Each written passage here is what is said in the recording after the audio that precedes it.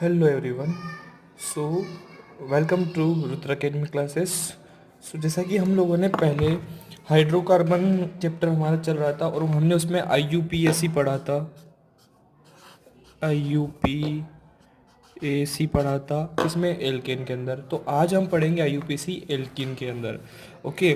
तो सबसे पहले हमें पता है एल्कीन के अंदर इसका सामान्य सूत्र होता है CnH2n. ओके. कार्बन कार्बन के बीच में डबल बॉन्ड पाया जाता है और उसके पीछे इन लगाया जाता है और वो लगन इन काम में आता है. तो आज हम एल्कीन के अंदर IUPAC पढ़ने वाले हैं जैसा कि हम लोगों ने 11 में पढ़े थे और उनके लिए सारे नियम IUPAC के वही फॉलो होते हैं जो एल्केन के अंदर होते हैं. थोड़ा सा कुछ चेंजेस है तो हम वो देखते हैं. जैसे मान लीजिए मेरे पास कोई भी एक एल्कीन है, कोई भी एक एल्कीन बना लेता हूँ मैं. ओके. यहाँ पे ये एक ही कार्बन है. ठीक है, ये दो कार्बन नहीं है, यहाँ पे एक ही कार्बन है. तो देखिए 2 3 4, 1 2 3 4. ठीक है.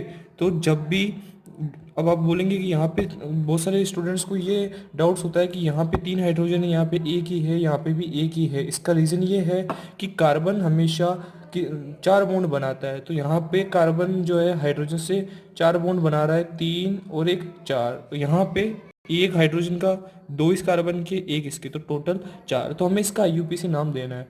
अब सबसे पहला काम क्या होता है, नंबरिंग करना. तो 1 2 3 4 या फिर 1 2 3 4 नीचे से.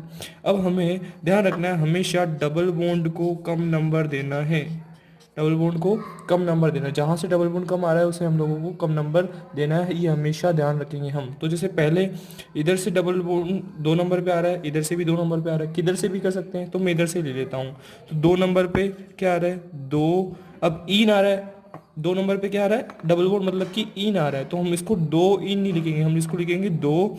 1 2 3 4 कार्बन है तो ब्यूट. अब क्या पढ़ रहे हैं, एल्कीन, और 2 नंबर पे क्या आ रहा है, इन. तो हम इसको लिखेंगे 2 ब्यूटीन. ओके. या फिर हम इसको ऐसे लिख सकते हैं ब्यूट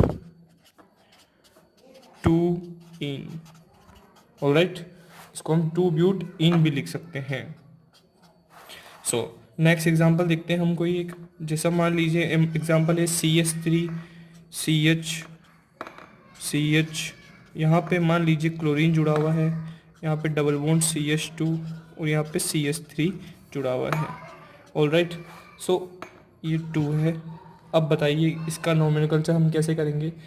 देखिए नंबरिंग करते हैं 1 2 3 4 5 या 1 2 3 4 5.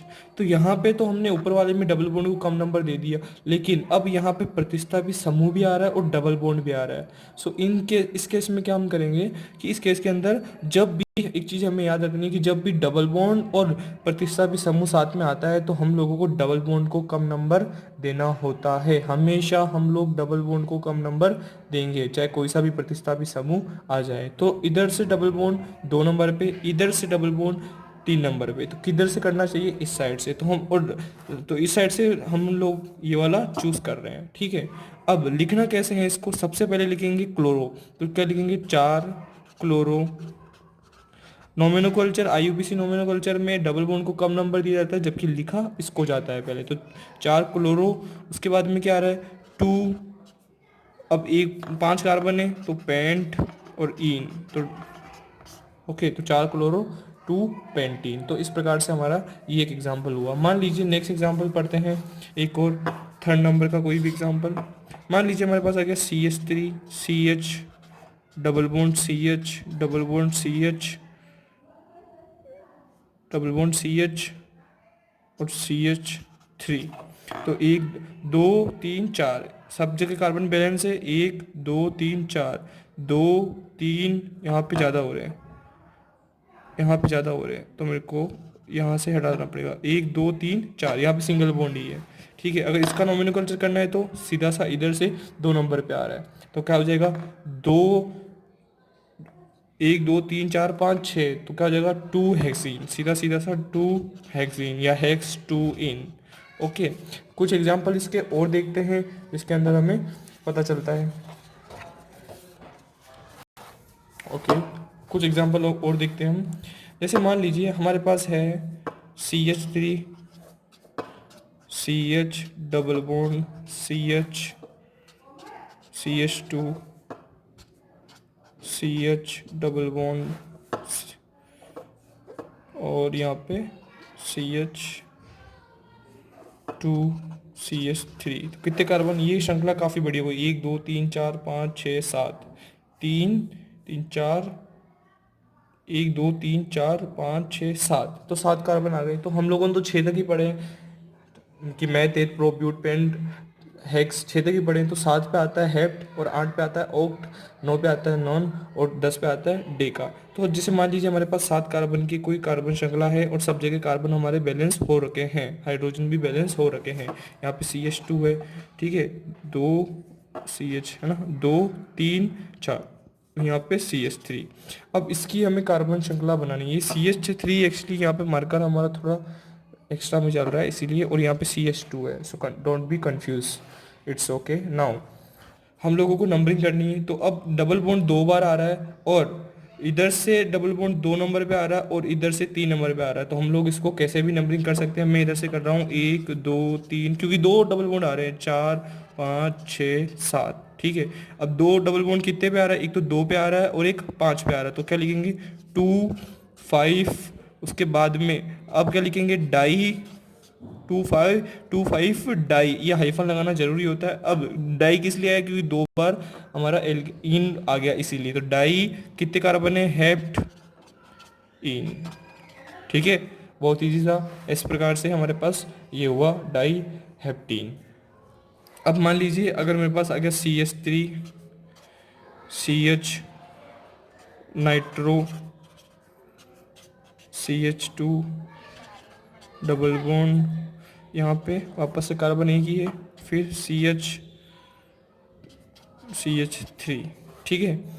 हमारे पास ये कार्बन एक ही है, ठीक है। अब इसका हमें नॉमिनोक्लेचर करना है। अब एक प्रतिस्थापी समूह आ रहा है और एक डबल बॉन्ड आ रहा है, तो किधर से नंबरिंग करनी है, इधर से 1 2 3 4 5, ऑलराइट।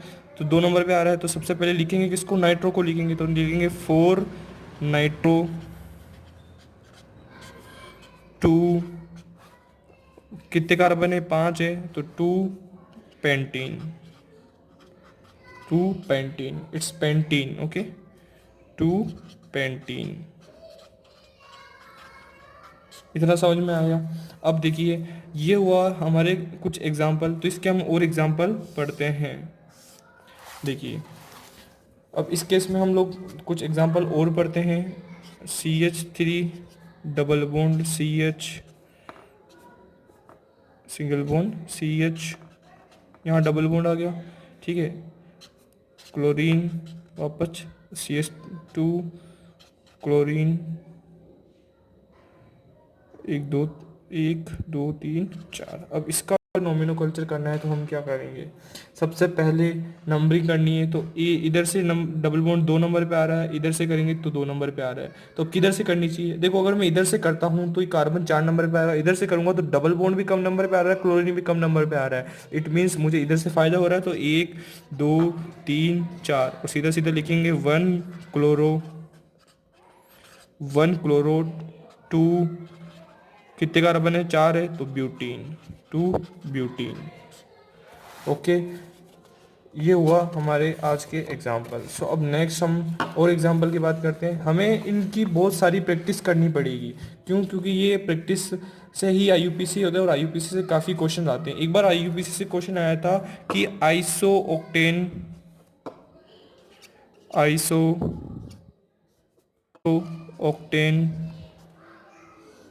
ऑक्टेन की संरचना बनाइए और उसका IUPAC नाम लिखिए। तो सबसे पहले हमें ऑक्टेन, ऑक्ट मतलब कितना होता है, कार्बन कितने हैं, 8 है, और एन मतलब कितने हैं, एन मतलब दुगने से 2 ज़्यादा, तो 8 दूनी 16, 16 और 2 18, ये हमें ऑक्टेन का पता चल गया। अब आइसो, इसकी नॉर्मल संरचना बन सकती है, लेकिन हमें बनाना है आइसो ऑक्टेन। तो आइसो मतलब कौन सा समूह होता है, आइसो मतलब समूह होता है ये वाला,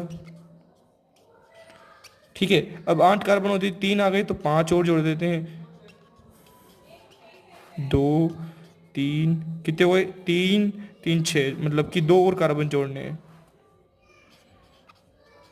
ठीक है, 2 कार्बन और जोड़ दिए। अब देखो 1 2 3 4 5 6 7 8।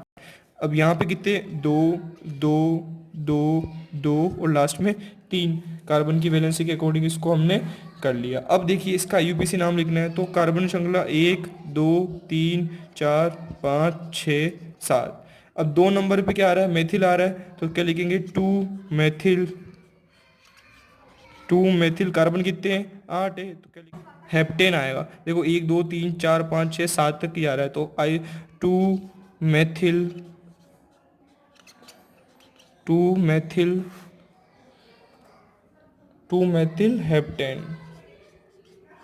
अब बहुत सारे बच्चे ये वाली गलती करते हैं कि इसको ऑक्टेन लिख देते हैं, जबकि ये गलत है। क्यों? क्योंकि कार्बन एक प्रतिस्थापी समूह जुड़ चुका है। ठीक है, बल्कि ये एग्जाम्पल जो था हमारा एल्कीन का नहीं था, ये एल्केन का था, फिर भी मैंने आपको समझा दिया है। सो इस वीडियो को सब बच्चों तक शेयर करें, और समझ में आया हो तो लाइक ज़रूर करें। थैंक यू सो मच, और नेक्स्ट वीडियो में हम मिलते हैं एल्काइन के साथ।